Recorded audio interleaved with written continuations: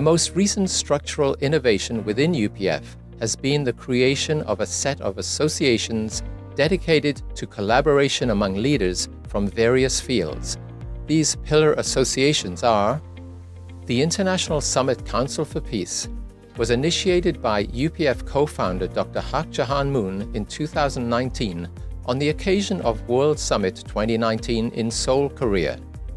ISCP is an international network of current and former heads of state and government. The International Association of First Ladies, IAFLP, a project of the ISCP, affirms and uplifts the unique role of First Ladies in contributing to peace and development. IAFLP brings together current and former First Ladies from throughout the world, drawing upon their experience and wisdom as women leaders and as role models who serve their countries in significant ways. The International Association of Parliamentarians for Peace, IAPP, is a worldwide association of parliamentarians which provides a forum to bring their experience and wisdom to bear in the search for solutions to our world's problems. UPF maintains that any successful strategy for peace must take into account the spiritual dimension of our human identity, experience, and interactions. Based on this worldview, UPF initiated the Interreligious Association for Peace and Development, IAPD.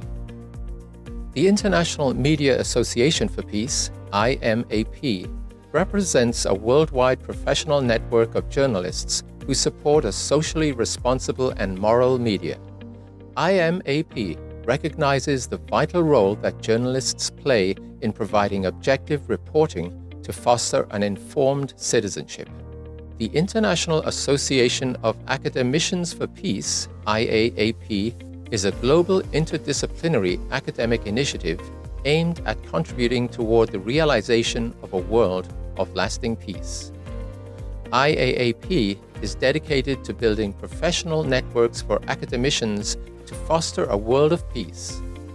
The International Association for Peace and Economic Development, IAED, affirms the role of businesses, business leaders, and investors to make the world a better place.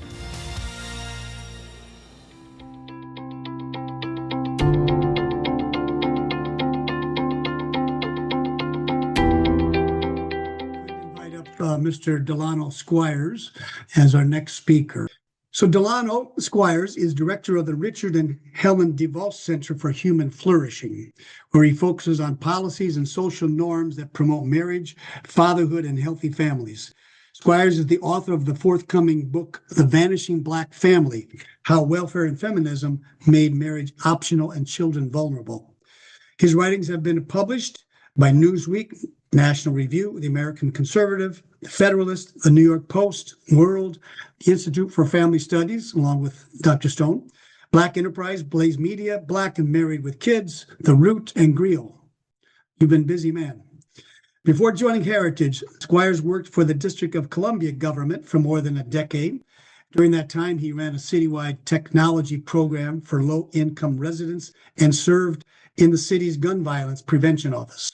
Squires earned his Bachelor of Science degree in computer engineering from the University of Pittsburgh and a graduate degree in public policy from George Washington University.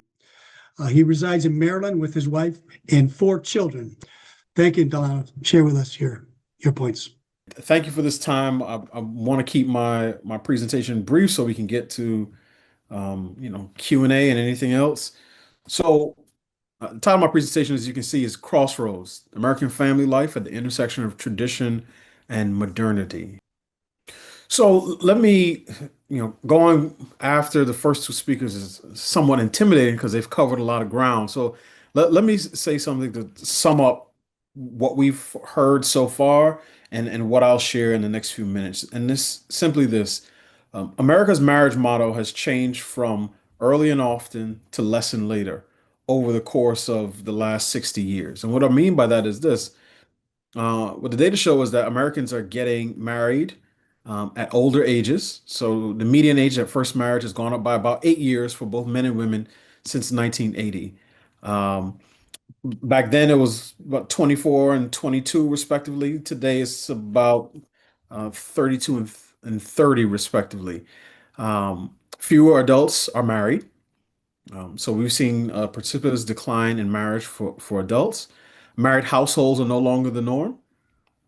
So in I believe 1970, close to about 75% of American households were comprised of a married couple. Today it's about 47%. Now, as we've discussed, fertility is down, so fewer children are being born, but more children are being born outside of marriage. So in 1965, the non-marital birth rate was about 8%. Today it's 40%. So 40% of American children are born to unmarried parents today, and about a quarter live with a single parent, which is the highest rate in the industrialized world. More couples are cohabiting. In fact, in 2022, 1 in 5 new home purchases were an unmarried couple purchasing a home together. And then what we find is that marriage and family are just no longer priorities. This is according to survey data where people express their attitudes about the relative importance of getting married and having children. So again, I just have a few graphs to confirm what it is that I said. And again, we can see that the share of adults who are currently married has been on a steady decline since the 1960s. The only group that's held steady and the data for them doesn't go back as far as 1960 are Asian American families. Everybody else has been on decline. And as I said, age of first marriage has gone up. So you have fewer people getting married, and when they do get married, they wait longer and longer to do so. So what we've seen, again, share of births to unmarried women, so the non-marital birth rate on a steady increase. So I don't have graphs for total fertility, but as we've said, that has been on a decline. So I want to say total fertility rate was about 3.65 60 years ago, and I believe we're at about 1.62. I'll let the demographers take those decimal points out as far as they need to. But the point is that fewer children are being born, but more are being born outside of marriage. And as I said, the percentage of children being raised in a two-parent home has also been on a steady decline. So this chart I think is really important. So this is from Pew Research Center and asks the question to survey respondents whether society is better off if people make marriage and family a priority, or whether society is better off if people have other priorities aside from marriage and children. Now, they didn't say what those other priorities would be, but we could use our imagination and fill it in. You know, the pursuit of education, career advancement, travel, all the things that people do when they become adults. And what we see is close to 2/3 of Americans say society is just as well off if people have other priorities than marriage and children. This includes more than half of people who identify as Republican, over 40% who call themselves conservative. But go all the way down to that last line, and that's 85% of people who identify as liberal say that society is better off or just as well off if people prioritize things other than family. So I think what we see is just a change in cultural attitudes towards marriage and family. I would argue we used to be a family culture and people fit education and vocation in where they could. And now we're a culture that prioritizes those things, financial independence, advanced education, and people are trying to fit family formation in where they can. Again, let me put this in a different way, which is to say, um, the marriage motto has changed and the marriage model has changed. So years ago, what social scientists would say, we had a cornerstone marriage model, which is that couples would come together when they were fairly young and they would build a life together on the foundation of marriage. And now what we have is a capstone model where couples wait until they finish their education, bachelor's degree, master's degree, or even further, until they are much more stable in their careers, until they've traveled the world, purchased homes, and then they say, okay, I'm ready to get married at a later age. That's the capstone model. Now, if the United States continues on our current trajectory and we get to where Spain is, where I believe the average age of first marriage is about 37 for a man and 35 for a woman. At that pace, eventually societies will get to the tombstone model, which is when people get married with more life behind them than they have in front of them. And you can imagine what that would do for total fertility rates. So why is this important? Well, it's important because um, families are important, because children are important. And children are the lifeblood of their families. The family is the cornerstone of any society. And if I want to drill down even deeper, one of the things that my work focuses on, and certainly at the Heritage Foundation, is not just the output measure of total fertility. It's also about ensuring that more children are raised in a married two-parent home. And what we argue is that children have a right to their parents because the act of creation comes with an implied obligation towards stewardship. And that right is best exercised in a loving, low conflict home with a married mom and dad. And what we see is that children who are raised in that environment have better outcomes on a range of social and economic output measures than children who are raised in a single parent home. So that's better grades, less, all things being equal, better grades, less trouble in school, less likely to end up in poverty when they're raised by their married biological parents. So that's why focusing on marriage and family formation matters so much because it matters for the safety and stability of children. So the question is, well, how did we get here? Um, there are a number of complex factors, but let me boil it down to two things. And I will list these two things because every change in family formation patterns and family dynamics, I would argue, is dependent on changes in one of at least three fundamental factors. That's you have men, you have women, and you have the institution of marriage. So I'm looking at things that destabilize or disrupt or distort one of those three factors. And what we see in the 1960s, at least in the United States, is that in the mid 60s, you have the rise of two major cultural shocks that interacted with one another in such a way to destabilize the home. One is the rise of big government liberalism, or the expansion of the welfare state. What you saw in 1950, I'll put some numbers to this. In 1950, social welfare spending was about $1 billion, dollars, right? By 1985, it had ballooned to about $62 billion. Dollars. And what the expansion of welfare and in many respects the recruitment of low income unmarried mothers onto welfare did, it sent a cultural signal that men are no longer the ultimate are no longer ultimately responsible for the children that they create and bring into this world. Um, the government, I'll say just Uncle Sam for the sake of argument, Uncle Sam assumed the role of husband to millions of women and father to millions of children, starting in the 1960s. And at the same time, you have the rise of second wave feminism, which was beaming out to women through the academy, through media, through protests, the idea that femininity is weak, masculinity is toxic, marriage is oppressive, the home is a prison, and children are a burden. Now, again, that's big picture. There were many things going on at that time. You had changes to reproductive technology. You had the advent of the pill. You have the sexual revolution. You have no-fault divorce laws, the first one in 1969. There were a lot of things going on in the 1960s, but I list two big ones because each of these was a disruption to the traditional roles that men and women played in society, but also more importantly, the roles that men and women played in their homes. Now, unfortunately, we still have trouble when it comes to the relationships between men and women.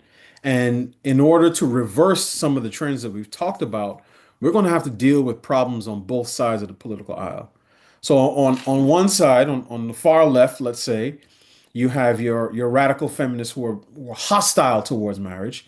They tell their camp that a woman should not get married. It's a bad deal. She's going to give up her independence. She is going to subject herself potentially to an abusive or an adulterous male. And she's much better off if she just focuses on her education, her career, and financial independence. On the far right, what you have is the red pill men, right? The Andrew Tates and some other names within sort of red pill community that you find oftentimes online, the outer edges of the internet, who are telling their tribe, young men, that marriage is a bad deal, particularly in a society where women have more economic, cultural, and political power than ever before, and that any man who gets married should expect that at some point his wife is going to divorce him and take half of his stuff. So if you really want kids, just have kids. Don't worry about getting married. Just focus on your education, your career, and financial independence. So this is the horseshoe theory of family formation, which is the far left and far right are both preaching to their respective tribes that the traditional way of forming a family is no longer beneficial to them. And that is one of the things that we're going to have to contend with. But there's another thing. And I would say that this is, in many respects, on the political right among conservatives, which is the idea that pronatalism is enough. And as I said, 40% of American children are born out of wedlock. Now, one of the challenges with looking at our family formation challenges and comparing it to other countries and cultures is that some cultures just have a much stronger social norms related to marriage and children, to the point where if a young woman says that she's expecting, no one has to ask whether she's married. That's just baked into the cake. That is not the case in the United States. Um, and what we see, even again on the right, is we have people, I'll use Elon Musk as a foil here, who will say, we just need more babies, more babies. And I'm sure he would say that he's doing his part with at least 14 children. But 14 children with your wife is different than 14 children with 4 or 5 or 8 or 10 different mothers. And this goes back to the point I made in terms of kids needing both parents. Because it's one thing to say that your dad is a billionaire, but when you see one of your half siblings is always with him and gets all the attention, and you barely get a mention in public, that can create problems, behavioral and emotional challenges for even the most well-resourced child. So the focus here should be on promoting marriage, not just promoting more children as an output measure. And another challenge is just our young people are facing enormous pressures, many of them coming from online. Right? When many of us were growing up, you just had to deal with the people in your school, right? The bully in your class or in your neighborhood. Now children are being exposed to the entire world on the internet. And what we see is that more kids are reporting that they don't enjoy life. So children who don't have any responsibilities to take care of a family or a home are reporting greater levels of depression than their grandparents once did several generations ago. So this is something that we're going to have to deal with, not just with Gen Z, but with Gen Alpha, because young people who don't think that life is enjoyable and don't enjoy living, basically, are going to have a hard time forming healthy and productive families. So how do we move forward? I would bring our attention to 5 things, and these are sort of top line recommendations from the Heritage Foundation's recent family policy report. One is to stop punishing family formation. So you've heard some of this before, which is remove government created barriers that discourage marriage and family growth, right? These could be it's like eliminating welfare marriage penalties and welfare and tax programs, making welfare benefits transparent and holistic so that families understand the real impact of marriage on their finances. The second is to restore the American dream by making it possible for families to thrive economically and culturally. So that's reducing the regulatory and fiscal burdens that make it harder to own a home or start a business or raise a family.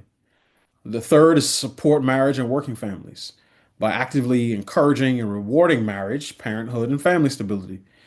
So what we mentioned in our report we had a couple ideas. One was the FAM credit, the family and marriage credit, tax credit for married parents with children. Um, it would be the proposal is a $17,000 one-time credit for married parents with kids and a 25% bonus for larger families.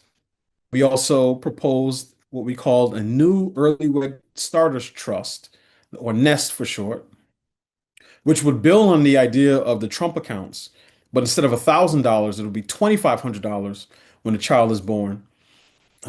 Which again you can contribute to that account, and then with compounding interest, obviously, when that child gets to a certain age, if the child marries and who would now be an adult marries before the age of 30, they would be able to take a distribution on that money. So if you have two kids, let's say born the day after this is passed, who get married at 28 years old, they would be looking at about $35,000 for when they get married that they can use on a down payment or a very expensive honeymoon if they so chose. But this would be about encouraging young people to start families in their sort of prime fertility years. Fourth is to spur cultural and civic renewal by rebuilding the cultural foundations that support family life. So this speaks to the idea that religious and civic institutions really help provide the cultural infrastructure for supporting married families. This could also take the form of public awareness campaigns and education that highlight the benefits of marriage and family. And then finally, we propose adopting a whole of government approach by aligning all federal agencies and policies to consider their impact on families. So that will require every federal agency to assess how its policies affect marriage and family formation, and make family impact a key criterion in grant making, regulation, and program evaluation. And all of this is about keeping the mission in mind, right? So what we are thinking about is not just the individual cell, the nuclear family, what we call it. I think the goal is multi-generational family success. And one of the reasons that we should focus not just on the success sequence, right, which is marriage before baby carriage, but also the success timing, is because if I get married at 37 years old and I have a son, my first child at 40, and I have a son, and he follows in my footsteps, married at 37, first kid at 40, I become a first-time grandfather at 80 years old, which is past the average life expectancy for an American male. So part of emphasizing the timing aspect of the family formation is so that children have the benefits of being able to learn from their grandparents, and grandparents have the benefit of being able to enjoy life with their grandchildren. And I think this model, the intergenerational model, is really the ideal that we should be shooting for. Thank you for your time. Okay, thank you, Delano. That was exceptional. We appreciate that. You know, I'm totally surprised, but the focus has really come down to marriage, even though we're, talking about economics and the instability that the fertility crisis could bring to our economy. So there are some questions we could follow up on that. One economist that I want to just bring up to here, kind of summarize what we've said, that there's been 150 years of a decline of the economic value of having kids. We're no longer an agricultural society, we're industrial. We have Social Security and other things to take care of people when they get older rather than relying on their children. And the opportunity cost for women to have to give up working to choose families is higher than it was in the past. So she makes the point, and that's what I'm leading into this next presentation, and what you all have said here, is that we need to find and strengthen the non-economic rationales for having children. And in many of the talks, you brought out some. And in our next presentation here, we're going to look at maybe theology itself as helpful to bring out a deeper understanding of marriage and having children. So our next speaker, I'll introduce him. This is a video that has been prepared. Dr. Robert Kittel He's lived and worked in Asia since 1975. Currently, he's the director of the education for the World Christian Leadership Conference, WCLC. He received his doctoral degree from the University of Bridgeport, Connecticut, 2004, specializing in family values based on character education, adolescence. During his nearly 5 decades of living and working in Asia, he's published 14 books, articles, curricula, and in-depth research papers, along with being a photojournalist with stories running in 7 international publications. Additionally, he's been a guest speaker and educator in colleges, universities, faith-based organizations, teaching hundreds of thousands of students in more than 40 nations. And he lives in Chicago now, and he lives in a 3-generation family with his daughter's family and grandchildren. So let's allow Dr. Kittel to share with us his views on this topic. Thank you, Alan, for this invitation to be part of this critically important Headwing Conference series toward a headwing economy of freedom, peace, and shared prosperity. This forum, the crisis of family formation and its threat to economic and social prosperity. My specific topic, theology of marriage. Desperate appeals from heads of state across the world. How can we address the fertility crisis? The former Pope joins the Prime Minister of Italy, Meloni, urging Italians to have more kids, not pets. Xi Jinping at the National Women's Congress, we should actively foster a new type of marriage and childbearing culture. Vladimir Putin at the World Russian People's Council urges Russian women 8 or more children as the norm. Kim Jong-un cries as he tells women to have more babies. They respond in kind. And in South Korea, not our organization, but government is paying people $38,000 to get married, but they used our photograph. Interesting. The Telegraph, economic incentives alone are unlikely to rise below replacement birth rates. Only a cultural revolution has a chance of achieving that. Somewhere, some group or other with pro-natal urge is likely to keep humanity going. Yes, this is the solution, an urgent need to create a culture of marriage and motherhood. Thus, my focus, a theology of marriage. Glenn Stanton, in his book, Why Marriage Matters, says there is a mountain of scientific evidence in published literature over decades showing that marriage matters. The science is there. Sociologists are calling for religious leaders to work out a fuller theology of marriage. Theology means the study of God. So a theology of marriage, we need to understand God's purpose, God's design for marriage. The traditional Christian understand focuses on the Trinity, God the Father, God the Son, and God the Holy Spirit. Well, they're all masculine. No mother, no marriage. Emphasis is on the individual. Yes, they honor women, and yes, they honor marriage, but it's not within the Godhead. It is male-centered. If God is only male, well, women are routinely sidelined. Marriage is not part of God's logos, the essence of God. It's important, but it could be more important and should be more important. The family is not given full value. Yes, the family is important, but it needs to be amplified. Non-marital sex, well, it's not a big deal. Salvation focuses on the individual. What about the salvation of marriage? Male domination continues, and to the point of this conference, no sustainable peace or prosperity.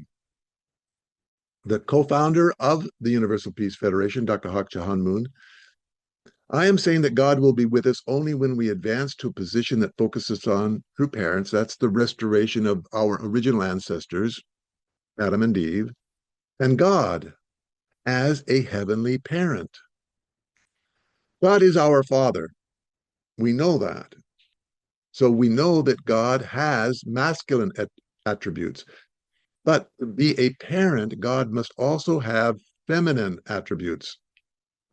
So here's the question. Does God have feminine attributes? Well, means we need to go back and look at our theology, not the logos. The logos is unchanging. So be comfortable. We're not trying to change everything. The logos is in John 1 to 14, God's word. In the beginning was the word was with God, the word was God. All things were made through through God. We're not trying to change that. God is our creator. There is only one God. That is unchanging. Theology does change. And in fact, Jesus changed theology. The Old Testament understanding of God, the theology of God, was Adonai, Lord or Master. And Jesus said we need something more intimate. Abba. God is our Father. Not negating that, but Father and Mother Moon are emphasizing, well, we need God as a heavenly parent. So that both the feminine and masculine attributes are within the Godhead.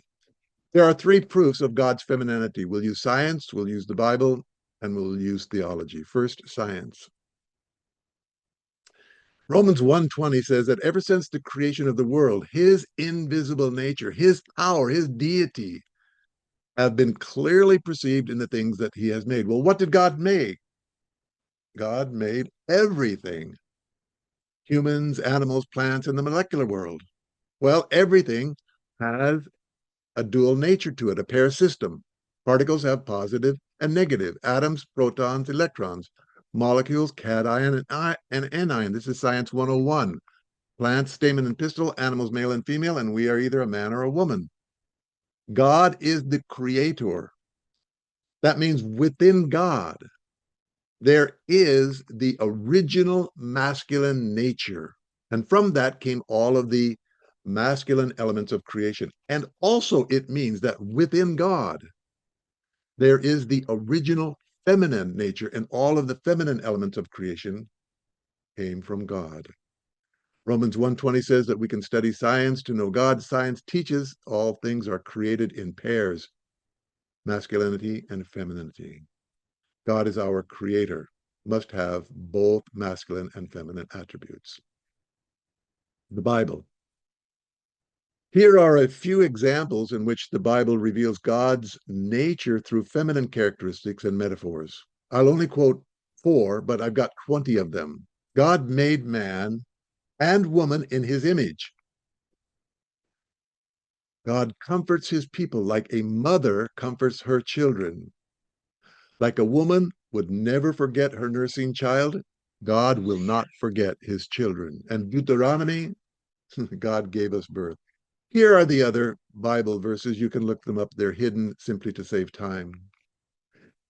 Imagery in 20 Bible verses in both the Old and New Testament portray God having feminine attributes.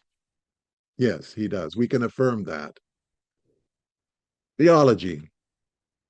The theology of Jesus, not any other theologian, the master theologian, Matthew 19:4 and 5. And Jesus said in reply, have you not read that from the beginning the Creator made them male and female and said, for this reason a man shall leave his father and mother and cleave to his wife, two shall become one flesh. So here Jesus links together Genesis 1:27, part B, and Genesis 2:24.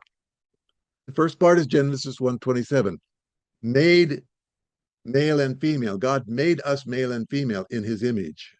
And the second part is Genesis 2:24.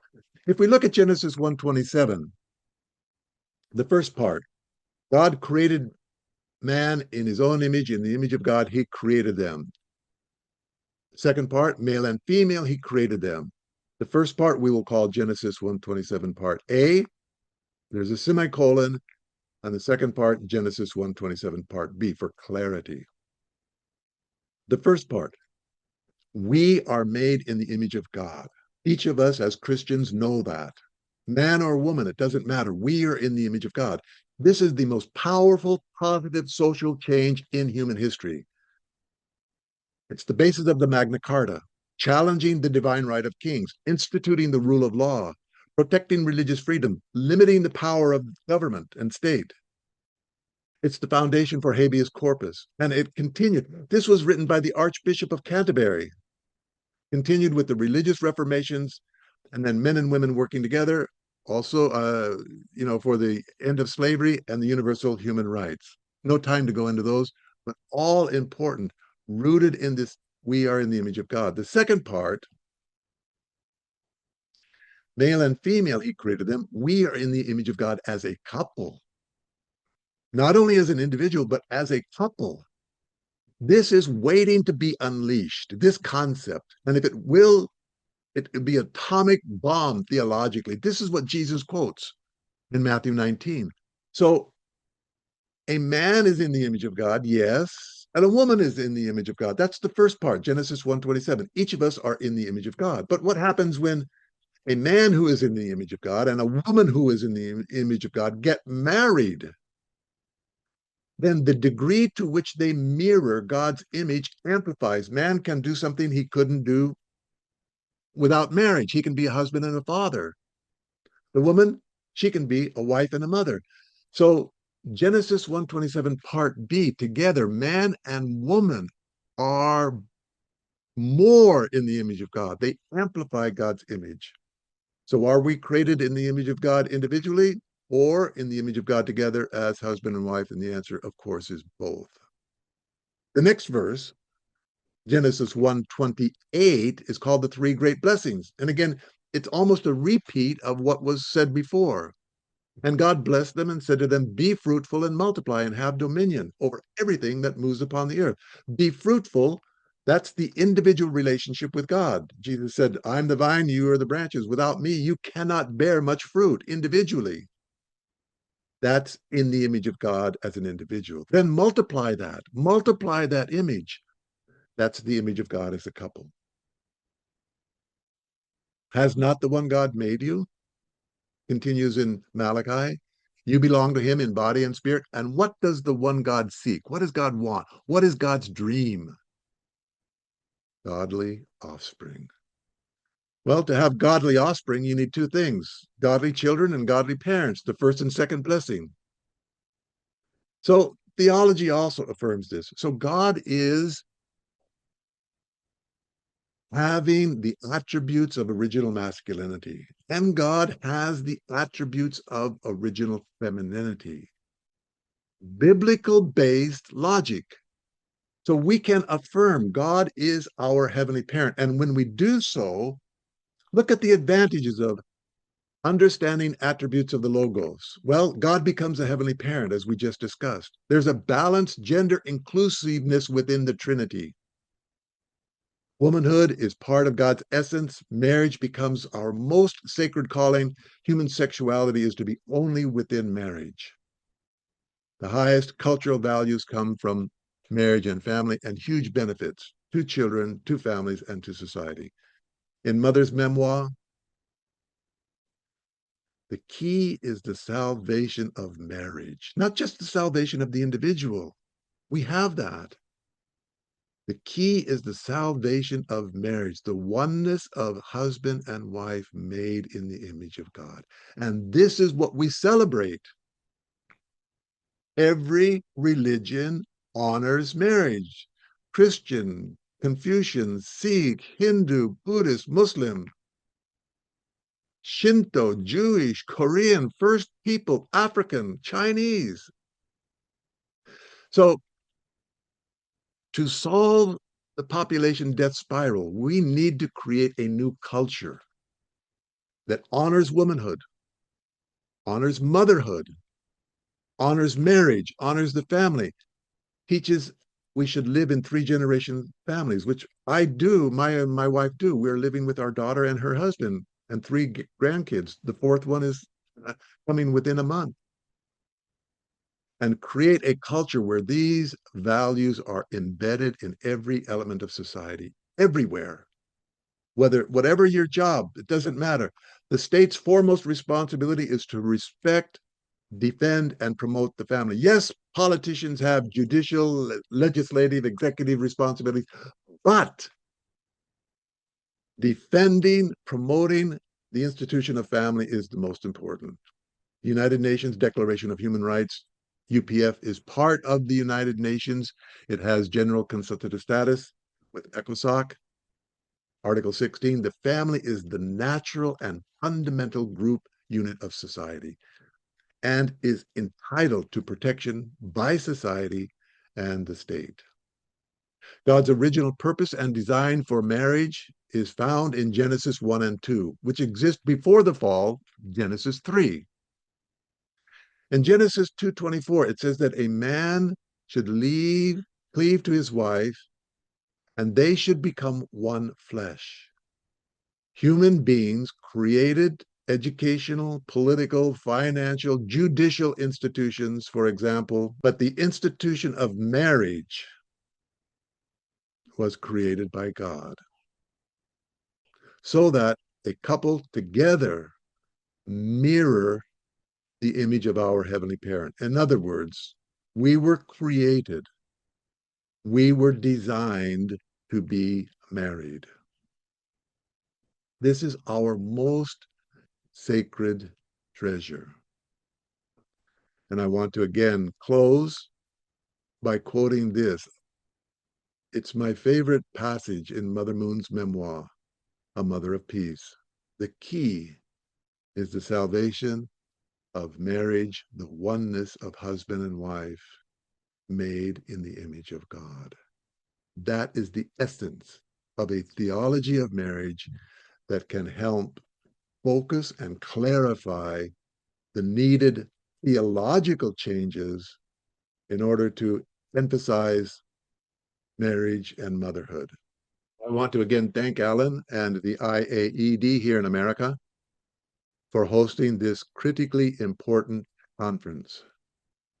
I honestly can't think of something that is more essential in terms of addressing numerous problems that we are facing today. There is a confusion of values, and part of that confusion of values is simply because of the erosion of, here in America, our Christian heritage and the lack of being able to really understand how important this is. And really, Father and Mother Moon want to help Christianity, help bring about the cultural reformation, the cultural revolution, not only here in America, but globally. Thank you, and God bless. I'm going to move on here to invite up our final person to share with us. Please welcome Lynn Walsh to share with us. Lynn is and plus, most importantly, I should add, we need a woman's perspective. So how can we talk about marriage and motherhood without really having a woman's perspective? So we appreciate you coming, Lynn. But Lynn is the director of the Universal Peace Federation's Office of the Family and is a UPF UN representative. She serves as the co-chair of the NGO Committee on the Family, New York at the United Nations. She has a master's in clinical social work from Fordham University and a master's in divinity from HJ International Graduate School for Peace and Leadership Studies, HJI. So Lynn, take it away. Thank you so much, Alan. This is really a great program. It's so important. Each of these presentations have been really outstanding. So I have the honor of the task of responding to Dr. Kittel's presentation. And yes, my response is the theology of marriage really could spark the cultural revolution needed to reinvigorate marriage and the desire for children. Religion is often misconstrued as conveying a demeaning message about women, but the theology of marriage is quite the opposite. I'm very grateful. It resolves a fundamental historical imbalance by recognizing God not as exclusively masculine, but as a divine parent embodying both masculine and feminine characteristics. More profoundly, according to the theology of marriage, the union of man and woman mirrors the inner unity of God himself. Marriage is not merely symbolic, it is ontological.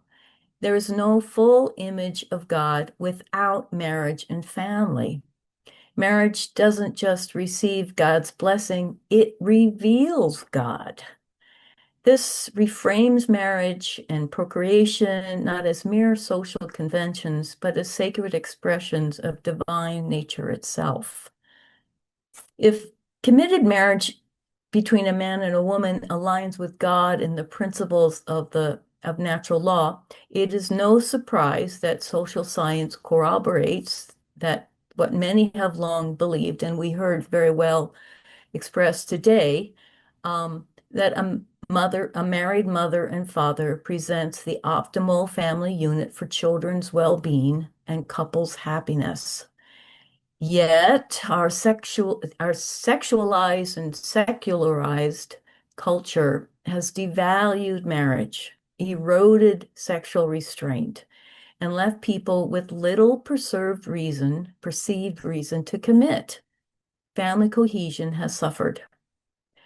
Social anthropologist J.D. Unwin observed that, quote, increased sexual restraint, whether pre or post-nuptial, consistently preceded cultural flourishing, while increased sexual freedom preceded culture collapse within 3 generations. To me, the path forward begins with recovering the case for marital commitment. For love to deepen, there must be trust and emotional safety, a space where one's whole self can be given without fear. Vows of fidelity between 2 imperfect people make an essential difference. Commitment is the foundation. God's grace flows within that protective bond. We must help reawaken that possibility with family-centered education and culture. Furthermore, it follows naturally that a conjugal relation built on that quality of trust and mutual investment in love is the optimal environment from which the desire for children organically grows. It has been noted, as we heard today, that religious people consistently show higher marriage and fertility rates than non-religious. Finally, are we entering a post-secular moment? The population decline is forcing us to examine our priorities. The sexual experimentation and rejection of tradition that has characterized recent decades cannot sustain communities or nations over the long term. Eventually, this becomes undeniable. I believe we may be approaching that reckoning, and that the work of this conference and its panelists is profoundly important in helping to shape what comes next. Thank you very much.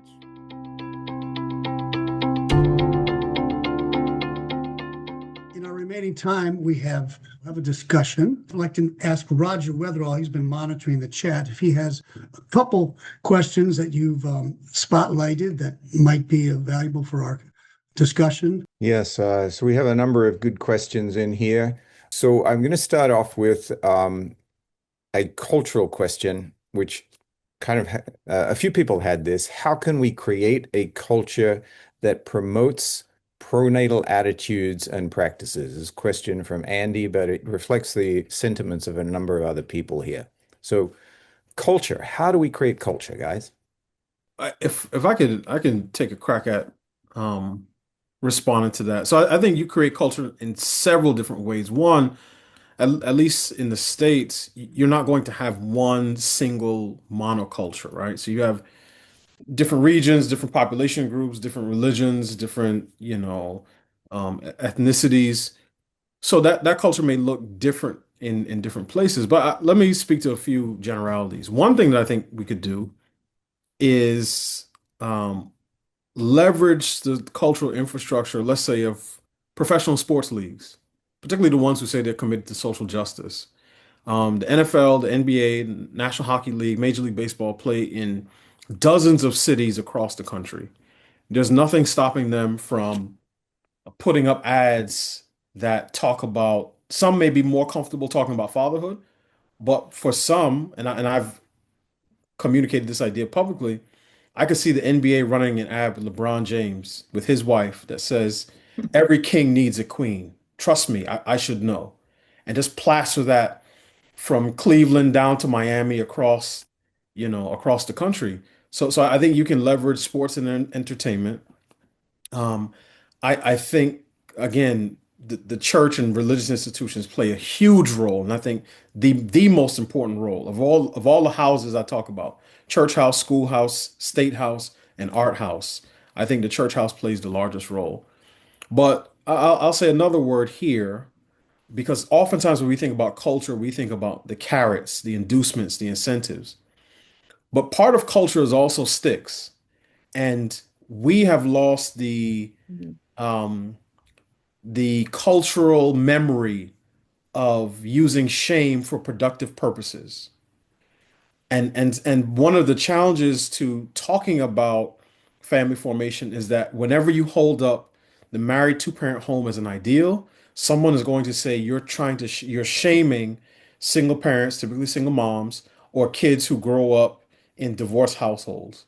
But shame, I think, is best used in its prophylactic form, which is to inform people of what is going to come if you transgress this particular ideal.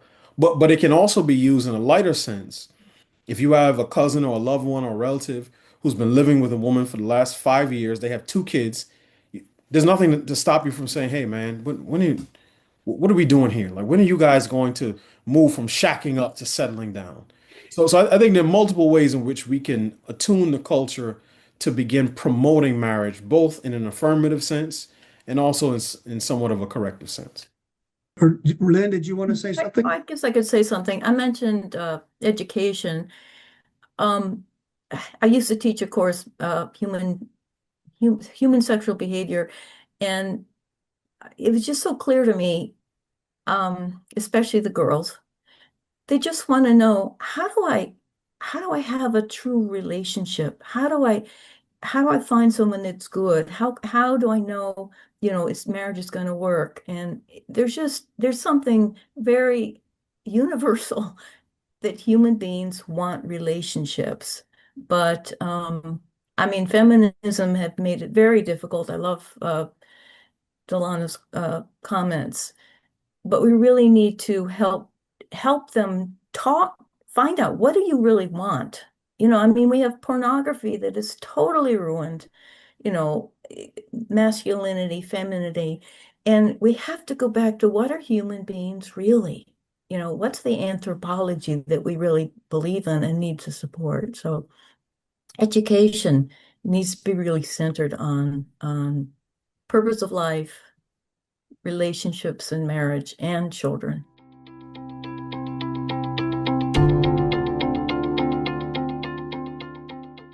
Your final comments, Delano, do you have, as we wrap things up?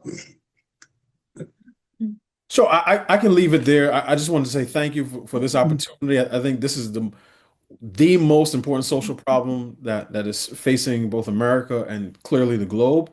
I will say this one last thing as we close. One of the most important things I think we can do on this issue is to make it clear that this is a bipartisan issue. Because as long as family formation and family policy is seen as a conservative obsession, we're going to continue to get pushback and opposition, oftentimes from people on the center left. This wasn't always the case on the center left. 10 years ago, President Obama would literally say, we need to do more to promote marriage and fatherhood and family. That is no longer the case. So we need to be clear that this is a bipartisan problem and not just, a conservative obsession. Thank you. Dr. Stone, any final thoughts? The real question is what you asked. What should your goal be? And I love all the ones Delano said, the marriage things, marriage timing, ultimately on fertility, just on that one metric. Question is like, how will we know we're doing a good job on fertility specifically? And my view is, when completed family size is equal to the number that those men said they wanted. So you can survey people, ask them how many kids they want, and if that's the number they end up with, not more, not less, then you won. you did it right. That's a success. If you're far from that in either direction, that means people are not getting the life they wanted. And that's a bad thing. And I think particularly in liberal democratic societies, that's a bad thing. And so fundamentally, that is, I think, just on the narrow question of fertility, family size, that's the metric, desired fertility. And right now, funny enough, in Korea, desired fertility is about 2. In the US, it's about 2.2. Japan, it's about 2.1. Most countries, it's around or a little above 2, because that's what most people want. And yet fertility is way below that, which means there is a lot of work to be done. Okay, thank you. How about Mr. Daniel Hess? Then we'll give the final comments to Lynn Walsh. Okay, yeah, I strongly believe and advocate as well is that I think it's necessary to kind of have a little bit of a big tent. I think most of us certainly lean conservative here. I wish pronatalism was more politically broad, as Mr. Squires pointed out. I think it doesn't really sell well also to say we want this particular version of pronatalism, but not that version. I think what really has the broadest possible basis is simply the very strong message that people are good. I was actually in a panel just a week ago with Michael Garuso. He does a wonderful job from the left of center perspective of really making the case that everybody benefits from everybody else, basically. And Lyman, you were making that wonderful point as well, that we really have a better society when there's more people in so many dimensions. And I think that very broad message is the thing, in my opinion, that has the strongest hope if we can really have that message permeating very deeply in society of solving this crisis. That people are a really good thing, and that more of us benefit everyone else. And that's my strong belief. If we are to solve this, and there's no guarantee that we will, that will be a big part of it. How about Lynn Walsh? Well, kind of along the same line, young people, they're very discouraged about marriage. And we need to reach them earlier. And the sex ed that they get is generally sexualizing. And it really pushes in the wrong direction.